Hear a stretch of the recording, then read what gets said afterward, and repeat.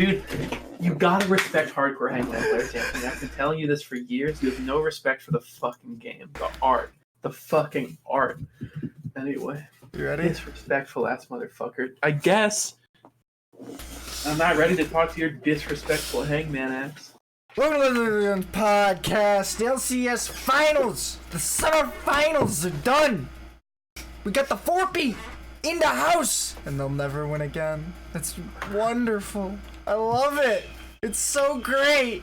I love this timeline because they'll never win another championship. It's gonna be great. I love it. You looking forward to spring? Because I'm looking forward to spring. I'm looking forward to TL being the dumpster fire. Oh yeah. I don't know how to feel. I mostly feel bad because C9 lost. I feel even worse because I got my hopes up. But so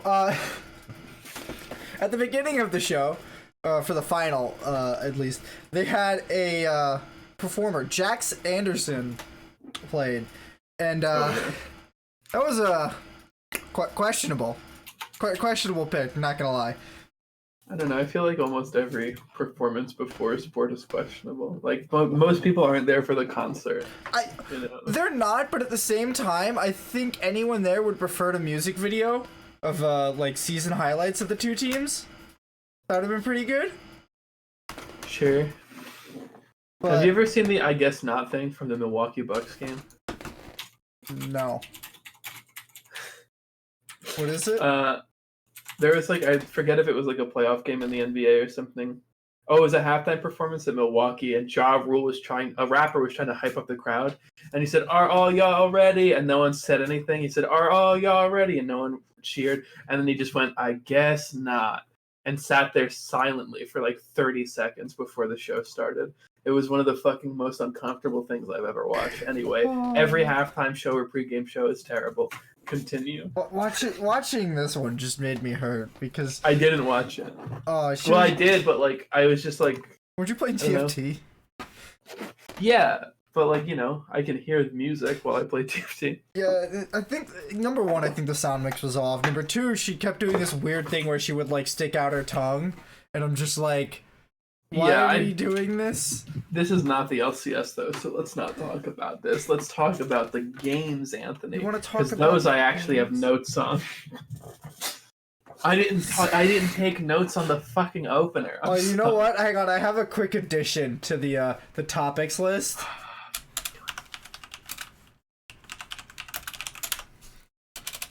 Okay. You like that one? Anyway, how was this week? The CLG CG games, what did you think of those? Clutch put up a bigger fight than I think anyone expected them to. Not me. Fine. It looked like Clutch, while they could beat TSM, and they did kind of take it to Team Liquid. They looked like they were found out, and both CLG just didn't seem to have their number quite yet at the start. It took them until game 5, I think, to be able to say, yeah, I got it. This is how you beat them, because they just didn't. And for some ungodly reason, there's a super high priority on Karma top in both these series, and I hate it. I hate it so much. The Karma top pick is something that I just learned a couple seconds ago live that we're going to be talking about later. But it's really terrible. I'm pretty sure they booed in both series.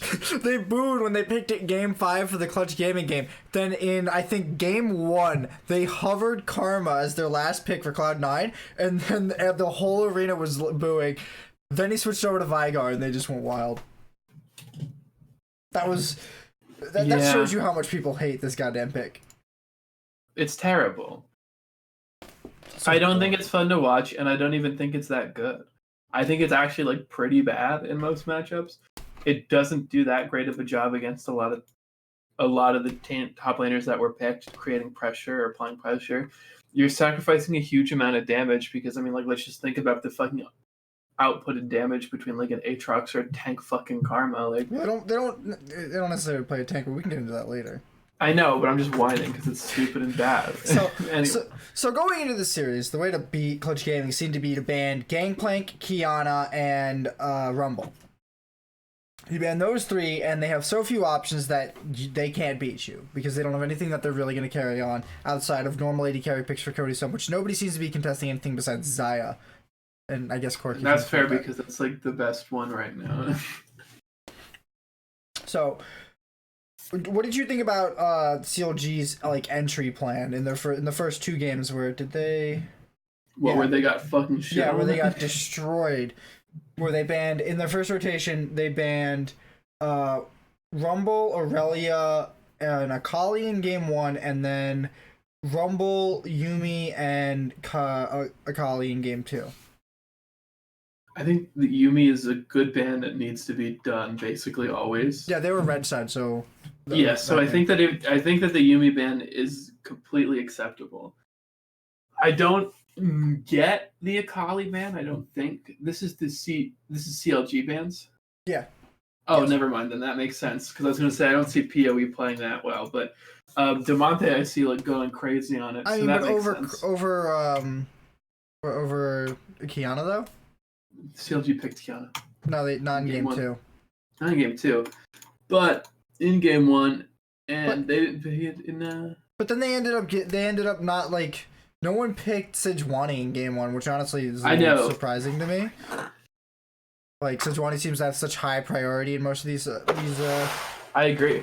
Most of these pro games, but just not in the CG CLG series that much.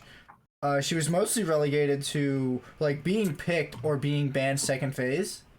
Yes. So. I'm just wondering why the priority is so low here and why they'd prefer picking Gragas to go 07 when they could just go Aurelia and have the biggest front line with Aatrox Aurelia. But not Aurelia, Sejuani. Yeah, I mean, I think that it's okay to not pick Sejuani if you're picking Skarner, which CG did. I don't remember who CLG picked. I should look. Which game? Game 1? Either. Both game 1 they Gragas. Game 1 they played Gragas. Game 2 Sylas. He played Sylas, and Sylas. I think Sylas is a fine. I think Sylas is a stupid pick into that comp because you're only taking 2 ultimates anyway. I mean, maybe 3, but like, I don't mind the Gragas. I guess. Yeah, I don't know, dude. It's weird. The CLG drafts were genuinely confusing to me. Especially these first couple of games where they whipped out Diana to counter Kiana and it still didn't do anything. Yeah.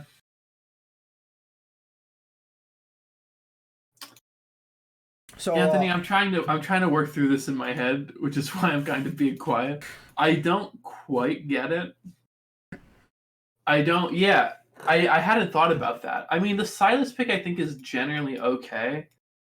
But it's so weird into that comp.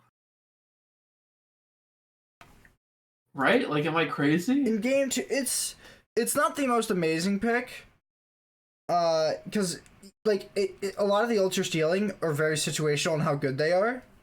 Yeah. And it's not like you're stealing Sejuani ultimate, which gives you a whole lot of your own agency. You're stealing Kiana ultimate, Rakan ultimate or Ezreal ultimate most of the time, and the only one which you can use to your own benefit, like just straight up, is probably Ezreal ultimate. Rakan ultimate ends up putting you in danger, and you can guarantee it if you land the double E combo, but it's still less guaranteed than Sejuani ultimate, which you can also guarantee with that combo, but it results in damage and not just a taunt. That's true. Dude, I don't know. So I actually didn't think about the CLG drafts until you pointed them out, but they are kind of weird here. I do remember being surprised at Diana, and I do remember Diana getting fucking clapped. That was, I think, an extremely stupid pick into a Kiana. But, you know, can't win them all, I guess, boys. There was a lot of weird fucking priority from CLG, and like, dude, Power of Evil always fucking confuses me. Like, I never understand what he wants to be playing. Well, that's part of the turnaround. In Game 3, they decided to ban Kiana, to not put Power of Evil on Kiana, and instead put him on Corki. And then they also got Gangplank I think out of it. Corki's okay. But I don't know Like, how you Corki didn't surprise me. Like, I did not anticipate a Diana game in this series. Like, if you were like, do you think someone is picking Diana in this series for third? I'd be like, that's fucking crazy. She hadn't been seen since like 2015 in the LCS. Yeah, because she's shit. She's garbage, and I don't see that counter matchup being that strong. So you don't see it being that strong because it's not, Anthony. Like, yeah, it's pretty bad. Like, on the whole, I just don't get it. So CLG lose the first 2 matches, and then they reverse sweep with three games. And the first 2 matches is they're putting Power of Evil. That's out of order. So they're putting Power of Evil on like Divey Assassin champs, and then for the last 3 games he plays Corki, Orianna, and then Ari. Those 3 champions sound like Power of Evil champions to me. And I'm pretty sure he has a pentakill on Runeglaive Orianna. Watching that back when that was the thing, oi. Yeah, so putting him on range is much better for him. I agree, and I just, like, I don't know, dude. Like, I think that the draft was weird, and I guess it ended up working out for them, but it didn't work out for them when they tried all the weird shit, you know? Which, granted, you have 2 games to try things with. But at the same time, I prefer those 2 games not to happen back-to-back. Because that means you're losing a lot of traction in the series. And it gives you a lot of potential to gain traction, but that's only because you have already lost it. If you could just go 3-0, it doesn't matter. You just won. That's it. And instead, they have to go to a 5-game series, basically forcing Huni to play Karma top lane 2 games in a row after they had just lost with it because it proved to be so good, you know? It was just too powerful a pick to pass up. How do we pass it up? How do we say no to the Karma top that just lost pretty convincingly to a real top laner? In game 3, they give up Gangplank for Victor. They pick Sejuani and Aurelia in their first round on red side. Ilawi is a lie, you fucking coward. And it's just like, I don't know why you would ever pick that. I don't think that Aurelia's a super crazy pick into Gangplank. At least not Huni's Gangplank. Huni's Gangplank is crazy. So, I don't know. I don't know why you give that up. That's one of the picks that everyone bans against you because he's so good at it. And then you just let it go for Victor top. You gotta pick something I think you gotta pick something with more pressure on Gangplank top, because he finished Ruin knows how to play it. He finished 8-1. Like, yeah. So it's hard to say whether CLG found their team comp in the back half, or Clutch Gaming dropped theirs. I think it's a little bit of both. I think like the draft got a little more normal from CLG. Like there weren't any other Diana picks, I don't think. No, they played some standard shit. As far as I know, I mean, maybe it was a little bit of both, but I honestly barely remember that series because of the trauma of DLC 9. So this trauma has burned out all of the past 7 years. The whole of weekend, LCS. dude, it's just fucking gone. So, looking into Gauntlet for both of these teams, how do you think this is sort of shaping up for them? Do you think that we're like if they meet again after Clutch Gaming beats FlyQuest, is this just going to be a run back, or is it going to be even more brutal?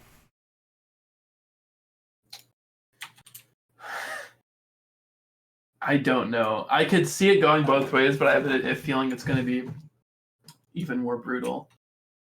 I feel like CG are maybe running out of gas a little bit. Maybe. But I think that, I think it'll probably be more brutal. What about you?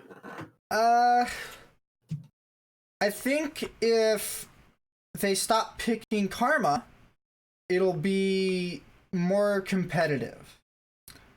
But I think that's true of like any team though. yeah, probably. But if they can't stop picking Karma, I don't see them getting anywhere because Karma feels like Horrible. the problem. And like that's part of like the reason they lost, because they counterpicked last pick with Karma top. Why would you do that? It doesn't make sense.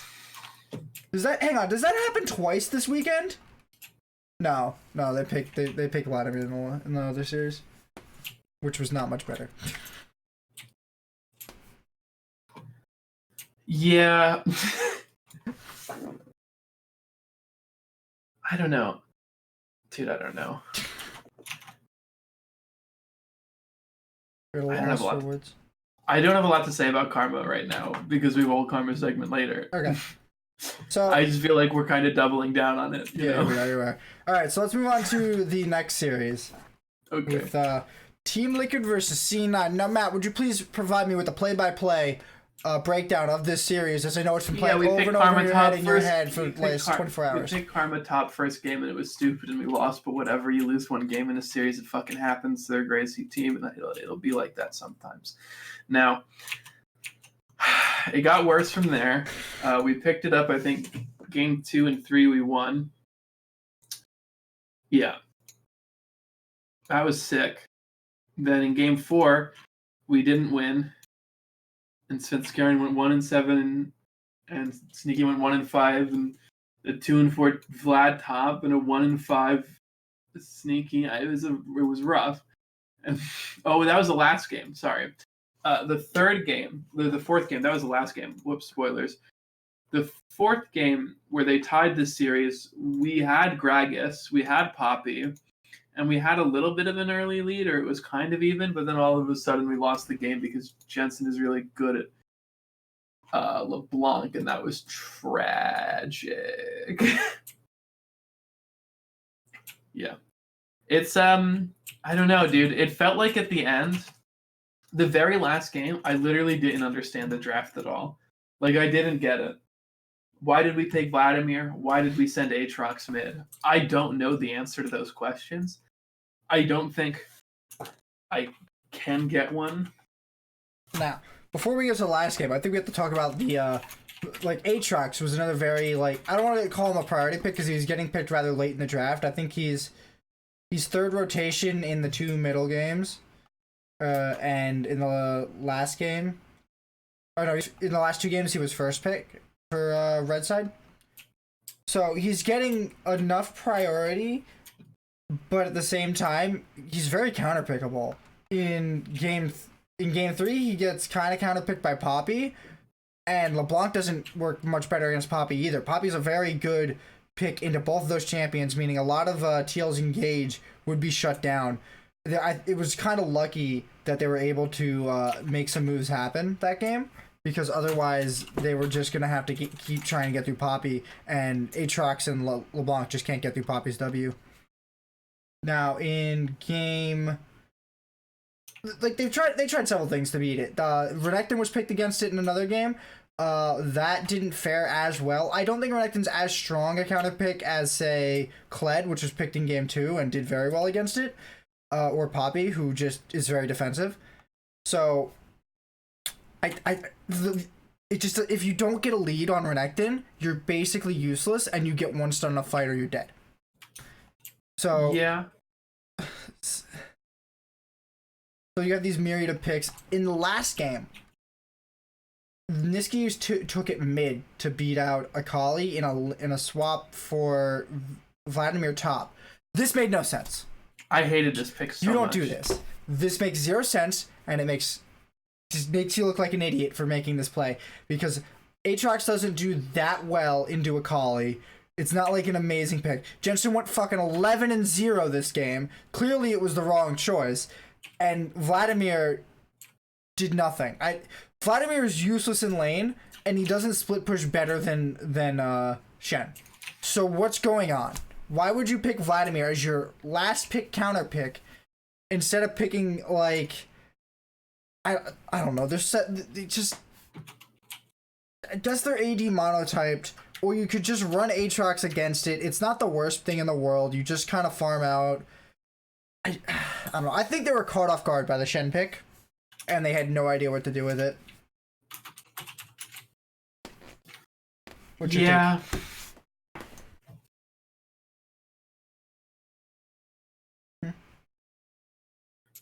I think you're right that they were caught off guard, but I just don't see that ever being the right response.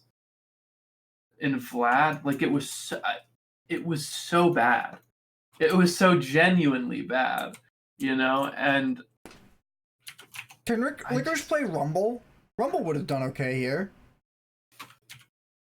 But I just I don't know. And then the Aatrox mid confused me, and then there was just no. It seemed like there was no way after that to put down Jensen, you know. I just this game was when my heart broke, when I was just after this draft I was like, oh, there's no way, we literally just lost it, this is it. We were in a chat together and he was just like, this game's over, the game's 10 minutes from over. It's like, no, the game's over, I'm gonna stop watching. And then he kept watching.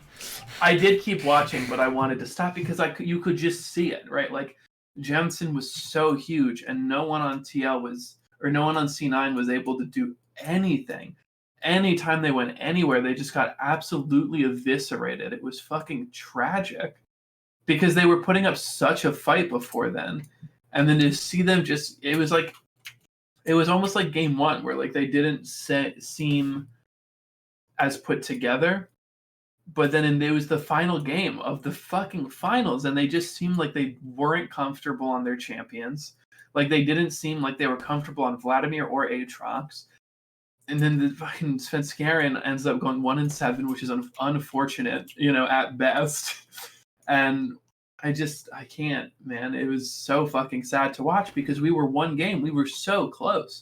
And honestly, we probably could have closed it out game 4 if it had gone a little different. But it just didn't happen. Game 4 was close. It was very close. It was extremely close, and it was totally possible to have been closed out then and there. But it just did not end up happening. And then going into game 5, I mean, we just didn't have anything, right?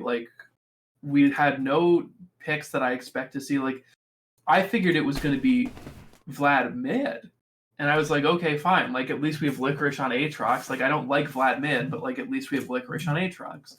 And then because Licorice can carry a game on Aatrox. He has! But then we get this, and I just wanted to die. I think I figured out no air when lungs, you go boys. what on Kaisa. Please tell me. I think it has to do with how much gold you have your first pack. Really? Maybe. I'd have to go back and double check and look at how much gold they have when they back. But I think if you have enough gold to buy the BF sword, you do it. Otherwise, you go for the tier build. Oh wow, I should be going for the BS sword build a lot more than. Maybe. I'm not 100%. This is just off the top of my head, kind of looking at these games being okay. That was another question we had, is we noticed that only in one of the games did they Kaisa go the tier build, and we were trying to figure out why, but maybe we're just not built for it. I think that was both days. There was more than one Storm Racer game. Yeah. Sneaky did it end. Yeah, and Double did the other one the last game. Yeah. So apparently Jensen can play Akali. I think I forget if we said it on the show last week or just in private. We talked about it and we both said it wasn't good, and then LOL, we both look like idiots now. So. Yeah. So thanks C9 for showing us how wrong we were. Thank you. My favorite transition, my favorite arc through that whole series was Anthony saying, at the very beginning, Anthony saying, I don't really give a shit who wins this series. I have no stakes in it, to game 2 being like, fuck C9, I hope they lose. That was fun. That was a fun transition. Okay. Ready for the next part? No, but yeah. Let's do the karma topic before the world one. Alright, so we talked about a little bit in our game reviews or match reviews. Karma Top, the subject of our favorite segment, Who WHY. hurt you, dude? Who hurt you? So, Karma Top is it came out of the Spell Thief top meta, where you would take Spell Thieves and basically ignore your farm until you finish the item and just harass the shit out of the other laner. It stuck around for a few people. Don't know why. It's not that good. It's really, really bad if you don't destroy the laning opponent. But it stuck around, and I just don't know. I don't know who thinks it's a good pick. We've seen it picked multiple times in LCS games. It doesn't perform super well. It doesn't exactly dominate lane like it will in solo queue when people don't know what to build into it or like how to play against it. These guys clearly know what they're doing against Karma Top. Why do we keep picking it? It's such a like it's one of those noob traps where you think it's an easy counter, but at the same time it's only an easy counter against bad players. And which there are very few of in the third place matchups. Yeah. So I'm just struggling to understand why we're playing it and why we're building like Ardent Sensor with Ezreal on the team. You know? Why are we doing that? Yeah. Like who plays Karma Top to build Ardent Sensor for Ezreal? Nobody does that. The only way this works is if you're running fucking Kog'Maw, and nobody runs Kog'Maw. Kog'Maw, maybe Jinx, maybe. I'm surprised there's not more Jinx priority. She's pretty good, but I think they like Ashe. Ashe is really good for utility. And, also, here's a fun fact: Xayah kind of shits on Jinx. So if they have Xayah, I don't think so. I don't think anyone shits on Jinx. No, I promise you, Xayah is very good at it. Xayah does almost, if not as much, maybe a little more. Xayah does a shitload of damage, dude.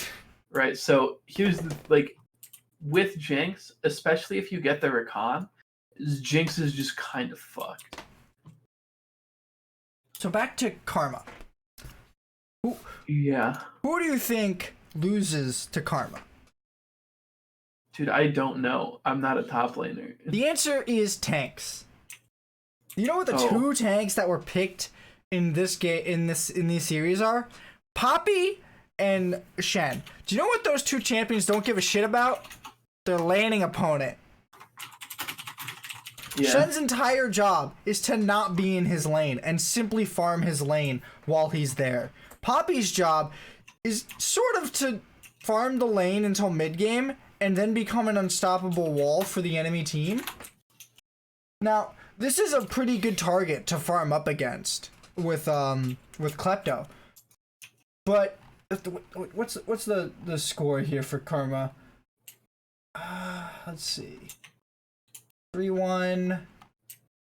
What is it? 0-3, 0-2. So Hoonies is 3 and 6. And was it played? It was played first game. So 3 and 6 and 4 and 8.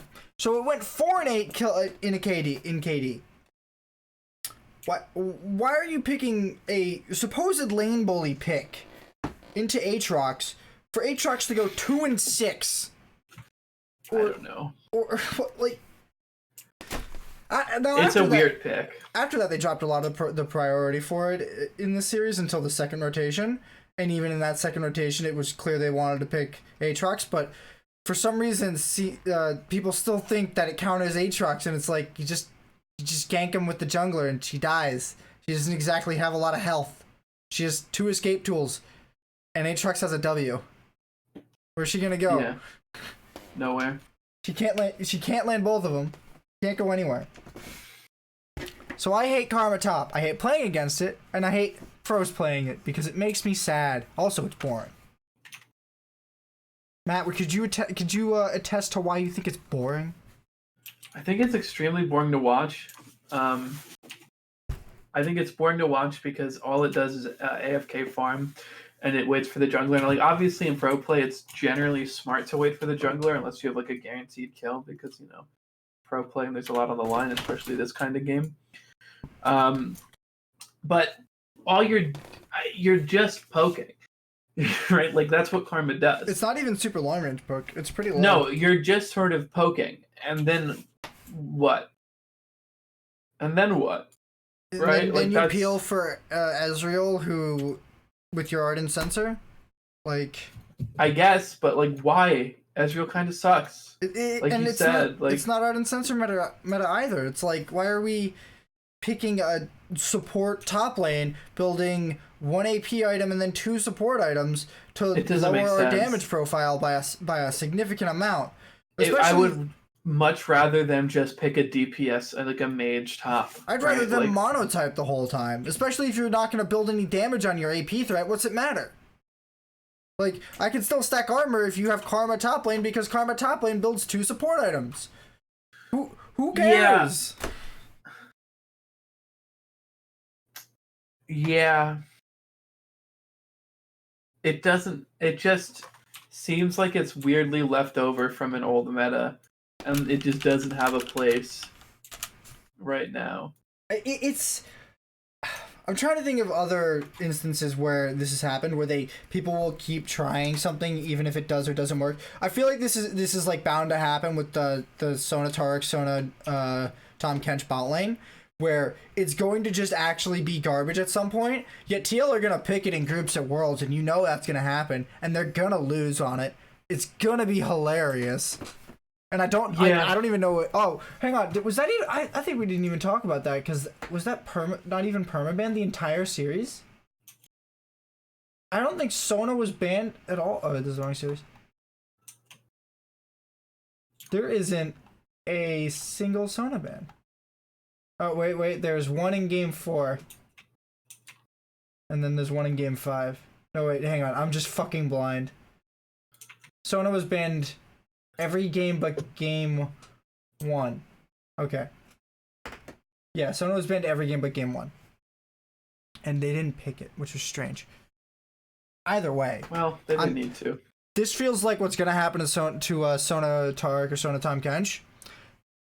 And I don't know. I feel like it's going to screw TL at Worlds. And this Karma pick might actually just screw C9 at Worlds if they keep playing it there too. I don't want them to play it ever again. It's trash. But let's move on. Hang on. I want to look up her win rate. Okay. Real quick. It just, I don't know. I think it's a lackluster pick in every sense. It's got a 54.7% win rate in all regions and a 58% win rate in top 5. Oh, look at that. It's slightly positive. But why pick it when there's just like other shit? It's weak against Aatrox. LOL. And they're counter picking Aatrox with it. Oh my god. XD, by the way. Oh, that's beautiful. It's something, bro. I seeing the Karma top actually like made me so sad. I remember saying in our last pod that like the way C9 wins this is by stopping the weird fucking bullshit drafts, and the 2 games we lost that we really should not have lost, we lost because of weird stupid bullshit draft shit. Karma top and Vlad top Aatrox man. Like there was no reason for those picks at fucking all. And it's what we locked in, and it's not the only reason we lost those games, but Jesus Christ, did it not help. Yeah. But you know what? There's a bright side. C9's going to Worlds! We don't have to go to Gauntlet, unlike... you don't gotta go to Gauntlet, but that also means you're not gonna get the 3rd seed, and you're not gonna get the play-ins buff that C9's been getting for these past few years. You're right, so we just have to be good now. Yeah, that's TSM's buff now. Yeah. We're making semifinals now, biatch. Are you? I can't wait for you to get not even qualify. I can't wait for you to like lose to CLG in the finals.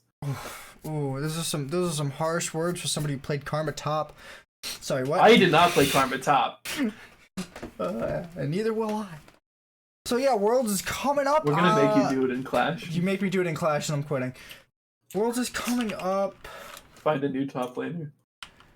Yeah, good luck finding a top laner who's willing to play Shen. We didn't. You chose to play Shen. Yes, I did. All right. When does Worlds start? Worlds starts October 2nd. I think. That's actually a ways away. Yeah. We got some time before Worlds, but there's also another week break between this and Gauntlet. Yeah, I remember that. So yeah, we got some time. How we looking? We looking good? For how are we looking as a region, or you and I yeah. as human beings? As a region. Oh, I think we're okay.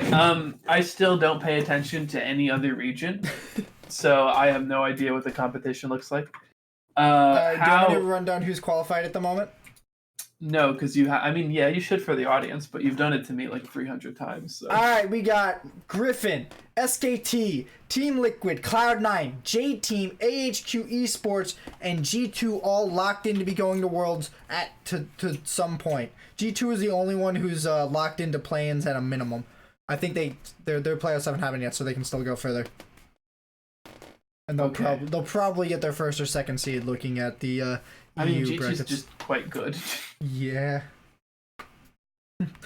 So I think we look okay. I think TL and C9 are both capable of beating some of those teams. I don't know if this is the year NA wins Worlds. I think I doubt it. I think whether or not I think how well we do as a region also kind of depends upon who gets in through Gauntlet. Right? Like if Clutch managed to somehow pull it out, I think we're kind of fucked. Wait. It's Clutch and not TSM you're worried about getting in there? Really? Yeah, because have you seen Clutch play? Have you seen TSM? Unfortunately. I'm a TSM fan, and I know we're in a dumpster fire. I'm just hoping to God that we get it together. Oh. You won't. I can hope, man. You shouldn't. Look, I think we're gonna do okay. We're probably not going to even to the finals, but you know, we'll do probably about as well as we always do. TL made finals at MSI. We can do it again. It's completely possible. We're gonna play Sona Tom Kench the entire time. Sona Tom Kench only, boys. Yeah, we're gonna tilt some Chinese team into letting us play it 3 times in a row, and we're gonna win. That's how we're gonna win Worlds. It's gonna be a dirty way to do it. Double's gonna feel awful about it, and he's gonna hate Double's that he gonna won have it. no fun. Oh my god, that'd be the best way to win Worlds, is to make Double play Sona Tarek in all 5 games in a row. No, not all 5 games.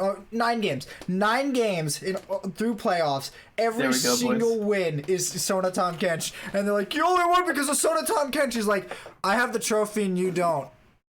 And then we can still just say, but you only won because of Sona Kench. Yeah, that would tilt him so hard. So, the way I've been looking at it, I can't really tell if TSM or Clutch are the more stable team, like, entirely. TSM has had, like, issues that aren't really related to, I guess, gameplay or, like, drafting as much as I think Clutch has. And I don't think TSM's champion pools are as like abusable as Clutches have been, because I don't think outside of jungle, I don't think the TSM players can like have a small enough pool to ban out or don't play all of the meta champs.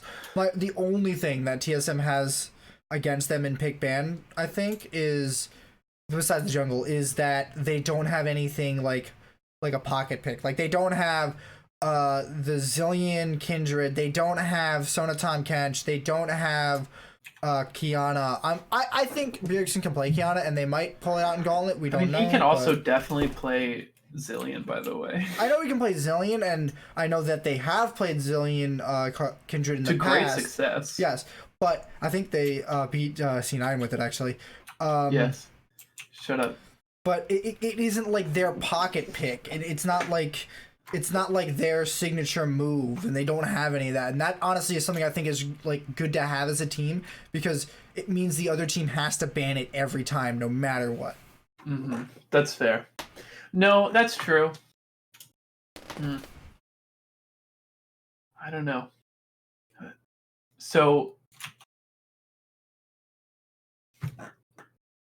I guess then if TSM get there, do you think they just like ban out the jungler every time? Because if they're running Spica in Worlds, there are like 3 champions there. I mean, I don't think banning out the jungler is like ever a really good idea in LCS, because that means you're giving up a bunch of other good No, picks. that's true, I guess, because you'd be giving Bjergsen everything he could It's ever like- dream of. It's like, oh no, our jungler got put on like Zac. It's not the worst thing in the world. Our jungler's now playing Zac, who has crazy long range engage. Like I don't know exactly how all these players like personal tier lists are because it's hard to just. I'm not part of anyone's staff. That's it's hard to know. Like if I'm not watching all of their scrims, it's hard to be like, haha, he plays these 15 champions instead of being like he can only play Sejuani. I know this about Douglas. I know Douglas' entire champion pool. It's 2 champions, Poppy and Aatrox. Are you actually looking up Douglas' champion pool? No, but I thought about it. I like opened the tab and then I was like, do I do this? And then I was like, no, and then I closed the tab. But I mean, also in his defense, Aatrox is basically everyone's pool right now. He should be. He's very, very strong, and they're going to nerf him again, hopefully before Worlds. Though I hope so. Though I like seeing Aatrox, honestly. He's a lot of fun to watch in a team fight because he just massacres the fight. It's hype. I like it. Yeah, I mean, he's actually very exciting to watch. He's also scary in a lot of ways, but yeah. Be scared. Be scared. I'm terrified of top laners, dude. As an AD carry, I'm afraid of every other lane in the game. Every lane can kill me at all times. This is why I have a babysitter. I mean, like literally, yes. I mean, like you're joking, but also like yeah, like, and you know that. I'm looking forward to. Hopefully, I think they're nerfing Akali again. I think they're nerfing. Well, yeah, I'm pretty sure. I think they pushed actually the Akali and Aatrox nerfs back to 9.18. So the patch coming out this week. We're on 16, and this week, like tomorrow or day after tomorrow, is coming out 17. And I think 18 is the Worlds patch, because that's normally the Worlds patch if I remember correctly. So I think Akali and Aatrox are definitely gonna get hit down to bank. Aatrox isn't even pick bannable or not, isn't like bannable right now for most teams. So I'm guessing if they nerf him anymore, he's just gonna become like a last pick, counter pick, or secure or safe pick. I guess I don't know. Yeah, I mean, I guess it depends upon how hard the nerfs hit Aatrox in the end, right? Like sometimes Riot nerfs a champion, and then they're still like 100% pick bannable. Like, so it also might just be a comfort thing. Like we were talking the other day, I was like, Kai'Sa isn't as good as some other champions, but Kai'Sa sees way more pro play than Jinx, and as you aptly pointed out, then that like, yeah, they've got 2 years of time into this champion at this experience. point. It's an experience thing. So like, even if there is A tier or B tier champion, having all of this shit like locked in, it's like that. Like I'm still really good at Kai'Sa, even though like I don't play that much Kai'Sa. But when she came out, all I played was Kai'Sa. Now all I play is like Caitlyn, Ashe, and Jinx. But anytime I need to pick Kai'Sa, it's like it's still there. And so like Jinx, maybe it's been a little bit longer since she was meta. There might be just like less practice, you know. But I think part of it is that Jinx is immobile, whereas she's super immobile, dude. And she's she's so fucking easy to kill. Like literally, when we were playing, like the only time I ever pick that champion is like if I have a support that can peel, like Thresh, like Thresh, like when Doug picked Thresh, or like if I have this like an Alistar or something that can like keep things off of me. Because if you've got just like a fucking Soraka, you're dead. Like she can heal you a lot, but you're dead because you can't dodge anything. You can't dodge the Kayn leaping at your fucking face, right? Like, what was I gonna say? That's why a lot of people are pick like Tahm Kench Varus, because it gives Varus a lot more security and a sort of reset of a free QSS and whatnot in a fight. So as soon as anyone engages on Varus, you munch Varus, you kick him out the other way. He's got a good bit of space in between him to auto a little bit more. Maybe it wins you the fight. I think that's like part of the reason why Jinx isn't being played is because she's so abusable in that respect. I agree, even though I think she's probably better than Kai'Sa right now. I don't know. So yeah. I'm a little hyped for Worlds at the moment. Yeah, I'm feeling good. I'm excited. I hope TSM wins the Gauntlet and gets their ass over to Europe, and hopefully we beat G2. That'd be fun. I hope EU finishes beneath everyone at this point, just because it's a lot more fun to taunt and jeer at G2 or G2 at EU teams, because they speak my language and I can't really do that to Korea or China. You ever try to taunt someone in a different language? No. It doesn't work well. Okay. Fair. So, on the broadcast, people were saying that winning this 4-peat would probably cement this TL. was Svenskeren, actually. Svenskeren was the one who Svenskeren in his MVP in the I don't know if it was the MVP interview or one of the middle ones. In one of the pre-interviews, but Svenskeren said that if CLG wins the 4th in a row, that they're basically cemented as the best team NA's ever had. And when they aired that, Anthony and I almost in unison went, "Okay, yeah, but what about Worlds?" So, the question we want to talk about now is, do we think this iteration of TL is the best NA team that has ever been constructed? You can probably guess from our "okay, yeah, but what about Worlds" that our answer is no. Honestly, I still think the 2016-2017 TSM had much more dominant presence in like, if we're talking about just the LCS, they destroyed the LCS without even trying. Like, they were all... Ooh, fuck. Sorry. They lost one series. They went 17-1. They lost to Phoenix 1 because Clutch game. because they basically just fumbled and they just demolished teams. They were so aggressive and so consistent in the league at the time that it's just unheard of. Now, you might be able to chalk some of this up to the best of one, like, kind of coin flippy wins you can get sometimes.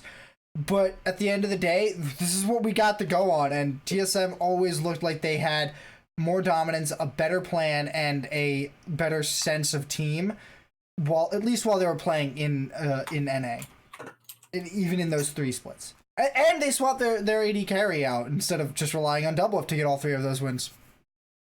XD. Good meme. Good fucking meme. Anyway, so what do you think? I super don't think they're the best team. Again, they had a good MSI performance. They had a great MSI performance. A TSM won IEM. TSM did win IEM, which is not MSI. There was a different team too. It was. For the third set. But TL didn't even do that well at Worlds. Right? Like, and I think before we can say TL is the best team in NA, I think what we really need to watch is this upcoming Worlds. Yeah, they were like disappointing last year, but if this year TL goes deep as hell into Worlds and like does the best any NA team's ever done, then I would like strongly consider them for the title. But as of right now, they're probably the best domestic team, right? You mean that we're setting to Worlds? No, they're probably the best team like in only NA, like in just the LCS. Like I know what you were saying about TSM, old TSM. I think this TL maybe has an edge on them, maybe not. I don't know, but like I think that in terms of just within the walls of NA LCS, TL has a legitimate claim at that title if they're not definitively it. But I just think the fact that they've never like actually like done well at Worlds. I mean, like no other NA team really has either. But like, C9 made semifinals. The fuck are you talking about? I know, other than C9 because we're the best. But like, there's only 3 teams that go. I know. Listen. I misspoke. Other than like C9 getting to semis, a lot of the like TL did about as well as or slightly worse than teams we sent typically do. So like I'm just not seeing them as the best team NA's ever produced until they're able to like go out and actually like really like get that shit at an international level, you know? And MSI is cool, but MSI isn't Worlds, so like I don't know what you want me to think about that. Like I don't care. Like MSI is dope, but it's not Worlds. Like come back to me when you're in the finals of Worlds or like semifinals or or you win. TL Then I'll be like, yeah, you're the fucking best. But until then, I'm like, okay, like you won 4 home titles and then couldn't do anything internationally. That is only one more than that TSM squad did, and that's only because they made it to finals the split before, and the split after they destroyed their roster in one of the most highly criticized roster moves of all time in the LCS, basically. Yeah. And the apparent worst decision any team owner has ever made for their org, by the way. Yeah, I see TL obviously as a strong and dominant team. I'm just not yet convinced that they're the best. I think that they need to show us a little bit more, because I don't think that titles at home are the only thing that matter when defining what is the best team, right? It's like saying that somebody is the best team from a division in the NFL, and it's like, yeah, it's like cool, but did they win the Super Bowl? You could be the best team in your division, and you don't even get to pass the first round of playoffs. Like, if Faker, if SKT won every split, but then never lost first round of Worlds every time, no one would ever say that SKT was one of the best teams. They say they own SKT is one of the best teams ever because they fucking dominate Worlds. Every time they've gone to Worlds, I think they've made the finals, if I'm not mistaken. I don't know. But that is a dominant team because they dominate at home and internationally. TL dominates at home. So once if this roster can step it up this Worlds, and you probably need more than one Worlds to really be considered dominant at Worlds. But if they step it up at Worlds, then yeah, I'm willing to call it. But for now, no way. Not at all. Okay. But that's just me. So, TSM's had some problems. Yes, they have. Oh boy. TSM has had a lot of problems. And this stirred up quite the shitstorm around a lot of things. So, Matt, how much do you know about this Acadian situation? Very little. Please inform me. Okay. So, I think was it week 9 or week 8? I'm pretty sure it was week 9 when TSM didn't start Acadian in their LCS games and instead started Spica. Yeah. Spica was their academy jungler.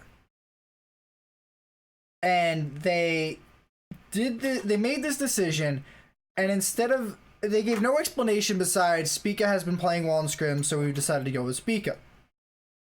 Now that kind of made everyone wonder, well, what's happening with Acadian and what's happening with Greg? Now the story with Greg is that he's been playing top for a while because they also benched their top laner for Academy for other attitude issues. So that's what's been going on with Greg. He's been a top laner for a month, and that's why they didn't put him in. Now that doesn't make sense as to why you wouldn't put Greg in playoffs as much or have him as a substitute. Because you can, I'm 85% sure that you can have the same players play not exactly the same, but you can have similar players playing in the Academy playoffs and the LCS playoffs. So I don't see why Greg isn't on there. Now the excuse that Parth gave in this long essay is that long Reddit post that you keep calling an essay. Well, I called it an essay because Parth asked some dude who was hating on TSM's Worlds performances to write an essay for him. So it's an essay about why they chose what's been going on with Acadian, and he said that they put in their Academy bot lane as their subs because he felt bad for having kind of ruined their chances in the Academy playoffs by removing their top laner. I don't buy that for a minute. I don't think that you would put in your Academy bot lane because you felt bad for them. You're not giving them any stage time. What are you giving them? You're giving them, you have to be here on this day and sit backstage with us. They could do that without having to be on that roster, and you could have a backup jungler. So yeah. So I just don't buy that. Now on to Acadian. With Acadian, there's been rumors around that he's been having a problem with his girlfriend, and it's also I don't want to call these rumors because it's been corroborated by a lot of people, but it's been said that he has been having either gameplay performance issues or attitude performance issues with the team due to these personal troubles of his. And I believe it. Yeah, I can believe that too. So, looking at this entire situation, it looks more like instead of TSM saying we were having problems with Acadian, so we decided to go with our Academy jungler because our Academy jungler was performing better than Acadian was. Instead of saying that, they basically tried to sweep the whole Acadian's missing thing under the rug and act like nothing was wrong by the absence of doing anything, and just sort of go with the Academy jungler. I don't think TSM's like decision here was wrong for TSM or for this team. I just think that the way that they sort of like publicized and explained their decisions to people was just patently wrong, and they just made a bad decision. And even the essay that Parth wrote has like gaping holes in it and doesn't address a lot of the things. He doesn't mention like Zix at all, which is real weird. And I know some people, I think Mark Z Amazing and Travis Gafford talking about this on a podcast. Mm-hmm. Like, it's kind of really weird when you see stuff like that, and the coach isn't mentioned like at all. Yeah, because that seems like very much in the purview of the coach. And so for the coach to just be like cut out, crazy. It seems like Zix has been getting pushed back further and further. I don't really know how what do you get for being a CLG loyalist back in the day, dude? I don't really get how that's affecting their like structure and their roles, because Zix is still on stage. Zix is still running pick bans with I think it's Lust. Is it Lust Boy still on stage? I don't remember who was there with him in quarters. Pay attention to your team. But yeah, it seems like TSM's coaching staff is still having like some problems, and Acadian's having his own problems. So it's very sort of up in the air about who should be exactly in trouble here. But I feel like it would have been very easy to just convey this message to us in a much more palatable manner. Mm-hmm. So now how this affects them in Gauntlet, I just like, this is the part where I'm just like, I don't think if TSM had still been running Acadian this entire time and been looking decent, and they just flubbed up against CG, I'd be like, you know what, I still think TSM are probably going to take it to the CLG in this final. But at the moment, I don't know. I couldn't tell you. It'd be so hard to tell you. And it's like, when I do my prediction for the TSM match, it's going to be we should say we're doing Gauntlet predictions day by day. Yeah, we're going to do them day by day, and we'll update them personally. Because we don't know who is in what match yet. So when I do that prediction, it is going to be 99% based on the previous performance of the team that makes it there. Because I don't think that I can really judge what's going on with TSM. They've been out of the light for so long. It's just impossible to see. Yeah. Your thoughts on this situation? Dude, I mean, I know even less about TSM than you do. It's definitely, you know that I was real fucking, Jesus Christ, excuse me. I'm sorry about that. You know, I was just as fucking surprised. I'm pretty sure, like, I DM'd you when they announced Spica, or when Azale announced Spica, and I was like, what the fuck is this? Because it's this dude I've never heard of, when this team has two like really solid junglers, honestly, like competitive for like some of the best in the world, at least top 50% in the region.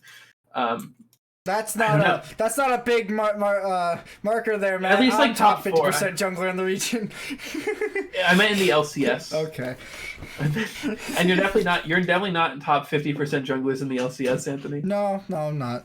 I won't claim that. Yeah. Just a class champion. Hey, you're talking to another class champ here, bud. Show some fucking respect. So, listen, I AD carried you to fucking W's anyway. TSM, what? I know. I don't know what they're doing. It was really weird. I read Parth's thing once you DM'd me about it, and I was like, where the fuck is Zix? Why was the head coach not in here?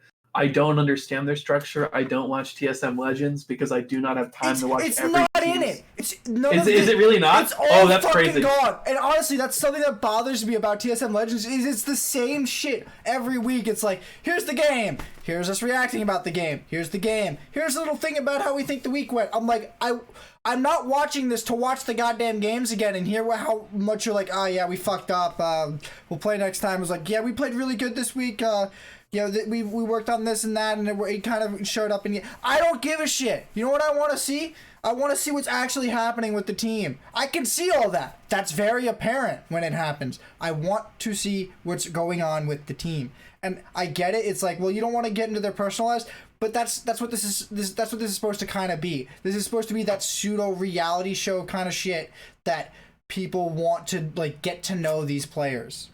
And now it's which I think is down. abundantly reasonable from a fan perspective. I mean, I love watching C9's one, and I like seeing how they interact with each other, and I like seeing how they are.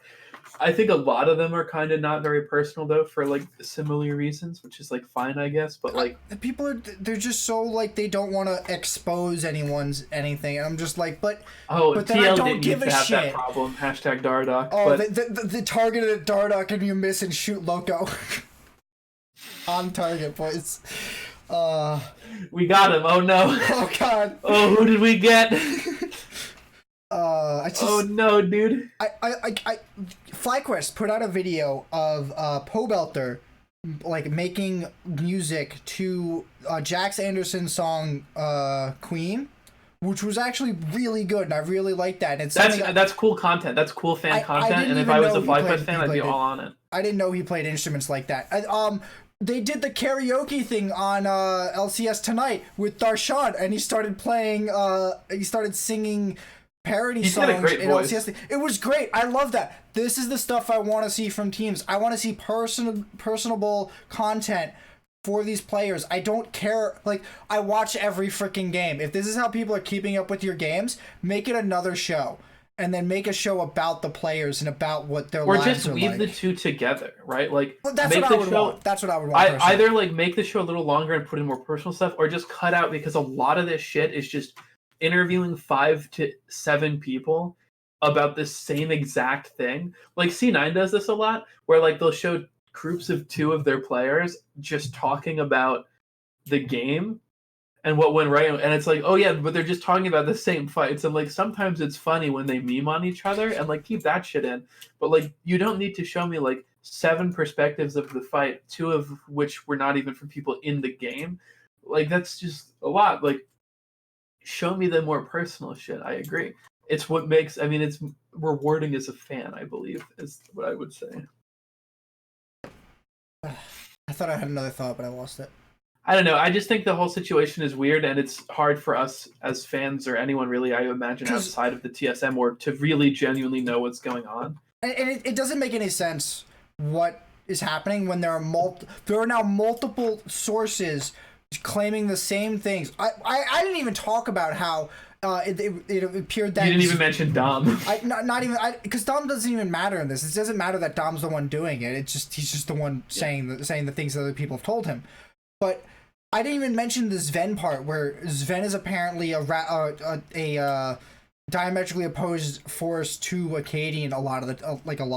And I don't know how. What do you mean by that? Like in game, like macro wise, or like just personality? I think like maybe it's a personality clash. I don't see how it's totally true because they seem to be rather successful together. But it seems like it might be a similar problem to how the Meteos thing went last summer, where Meteos had different ideas about how he wanted to play the game. Maybe Sven's being like a lot more demanding about how he wants Acadian to be the game, but that's a thing for the coaching staff to step in and solve. And honestly, that sounds more like a Sven problem. Like if he's being so aggressive about how he wants Acadian to support bot lane or something, and it's just causing friction in the team atmosphere, that's a coaching staff problem, and like a sports psychologist problem of just like expressing your ideas in a way that is not like aggressive or inappropriate. And right. That's the area that has been more gray about this, where people aren't entirely like, it's been brought up that Sven's part of the problem with Acadian, but no one's brought out like pure context around what exactly was happening. Because the most we've heard is that Sven was.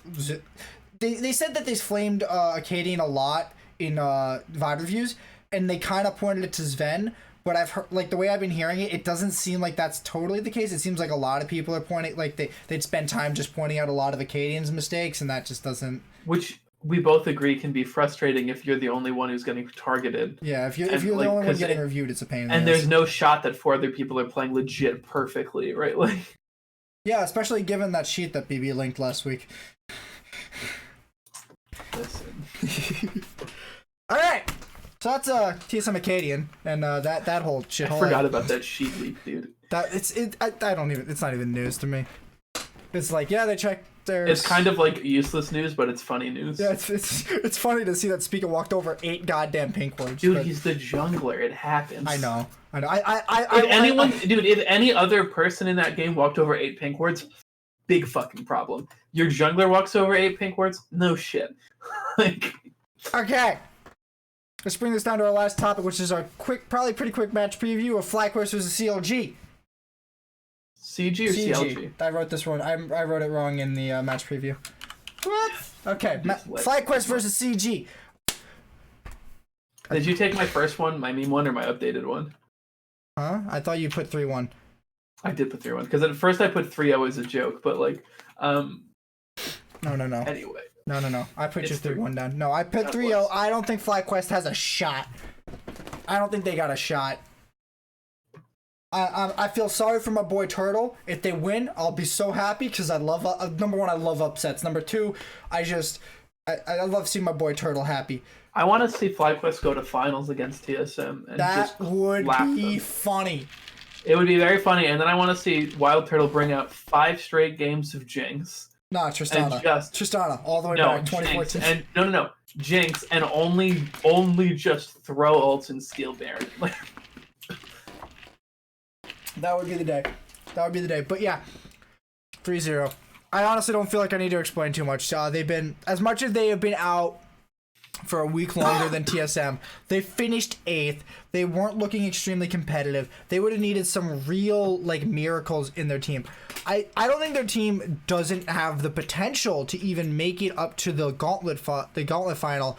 I think they could. I think their ceiling reaches that far, but I don't think it goes much farther than that, and I don't know if they can even reach it. Yeah.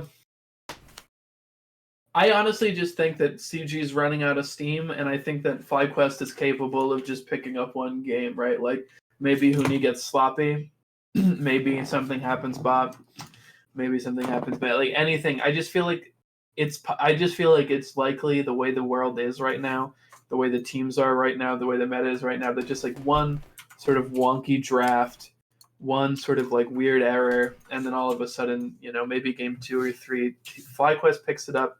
But after that, I think it's pretty much just in the favor of our sweet boys at Clutch. I mean, I might see them winning one game, but I don't. I haven't called a single 3-0 series. I think it's just like, and I haven't been wrong yet, I think. So I'm just doing it because I think it's, at this point, so many of these teams are so close together that it's just like really likely, not likely, but just like very, very possible in my head that FlyQuest takes one game. So I don't know. I think FlyQuest is that far below. They started at they're starting from 8th, and they need to get up to 3rd. The only other team who has done this is CLG, who did this over an entire split, and I don't see them doing that in these last 4 weeks.